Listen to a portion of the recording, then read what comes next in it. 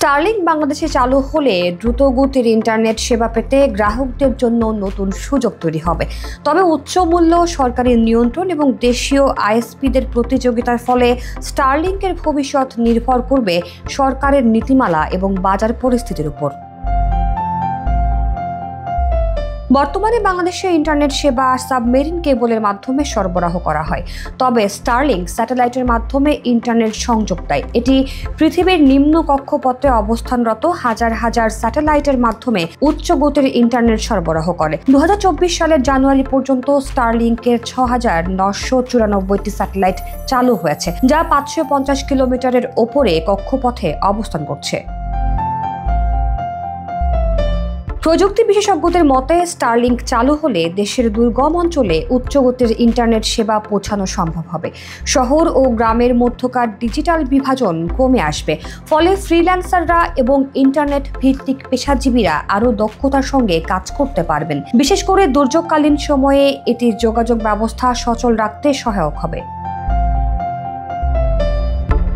ঢাকা বিশ্ববিদ্যালয়ের তথ্য প্রযুক্তি ইনস্টিটিউটের অধ্যাপক বি.এম. মইনুল হোসেন বলেন, স্টারলিংকের ইন্টারনেট তারের মাধ্যমে সংযুক্ত নয়, বরং এটি সরাসরি স্যাটেলাইট থেকে সংযোগ সরবরাহ করে। তাই দুর্গম এলাকায় ইন্টারনেট সংযোগ সহজ হবে এবং গ্রাহকদের জন্য বিকল্প সুবিধা তৈরি হবে। স্টারলিংক ইন্টারনেট ব্যবহারের জন্য গ্রাহককে একটি বিশেষ অ্যান্টেনা বসাতে হবে, যা স্যাটেলাইটের সঙ্গে সংযোগ স্থাপন করে।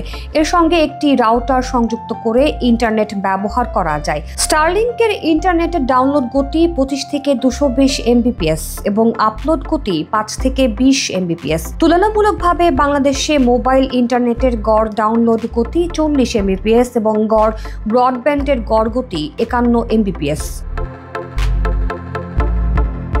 স্টারলিংকের সেবা গ্রহণ করতে হলে ব্যবহারকারীদের প্রাথমিকভাবে স্টারলিংক কিট কিনতে হবে, যার দাম $349 থেকে $599 বা বাংলাদেশি মুদ্রায় 43 থেকে 74 হাজার টাকা। এছাড়া মাসিক ফি $120 বা 15,000 টাকা। কর্পোরেট গ্রাহকদের জন্য এই খরচ আরও বেশি। তবে স্টারলিংক বিভিন্ন দেশে বিভিন্ন মূল্যে সেবা প্রদান করে, তাই বাংলাদেশে এর খরচ কিছুটা কমতে পারে। স্টারলিংক ইতিমধ্যে 3 বছর ধরে বাংলাদেশে ব্যবসা করতে আগ্রহ দেখাচ্ছে। 2023 সালে স্টারলিংকের প্রযুক্তি বাংলাদেশে পরীক্ষা করা হয় এবং ফলাফল ইতিবাচক আসে। 2024 সালের অক্টোবরে স্টারলিংকের প্রতিনিধি দল বাংলাদেশ বিনিয়োগ উন্নয়ন কর্তৃপক্ষ বিডা নির্বাহী চেয়ারম্যান আশিক চৌধুরীর সঙ্গে বৈঠক করে। বিটিআরসি স্টারলিংকের কার্যক্রম নিয়ন্ত্রণের জন্য non geostationary orbit satellite services operator নামে একটি নির্দেশিকা খসড়া তৈরি করেছে, যা বর্তমানে অনুমোদনের অপেক্ষায় রয়েছে। একটি বড় প্রশ্ন হচ্ছে, সরকার স্টারলিংকের ওপর নজরদারি চালাতে পারবে কিনা। আগে সরকার স্টারলিংকের সঙ্গে আলোচনায় আড়ি পাতার সুযোগ চেয়েছিল। বর্তমান সরকার কি এই বিষয়ে ছাড় দেবে, নাকি স্টারলিংক নিজেদের শর্তেই বাংলাদেশে কার্যক্রম শুরু করবে, তা এখনো স্পষ্ট নয়।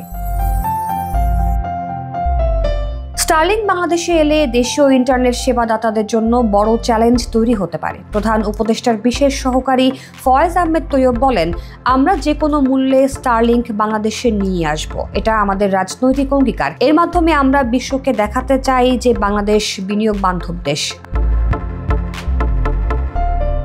তিনি আরো বলেন, স্টারলিংক এলে প্রিমিয়াম গ্রাহকরা সেদিকে ঝুঁকবে। মোবাইল অপারেটর ও আইএসপি গুলোকে মানসম্পন্ন ইন্টারনেট নিশ্চিত করতে হবে, নতুবা তারা ব্যবসায় ক্ষতির মুখে পড়বে। এ প্রসঙ্গে গ্রামীণ, বাংলালিংক, রবি ও বিডি জবসের কর্মকর্তারা মতামত দেন। তারা স্টারলিংকের আগমনকে স্বাগত জানালেও দেশীয় বাজারে ইন্টারনেট বাজারের স্থিতিশীলতা রক্ষার উপর গুরুত্ব দেন।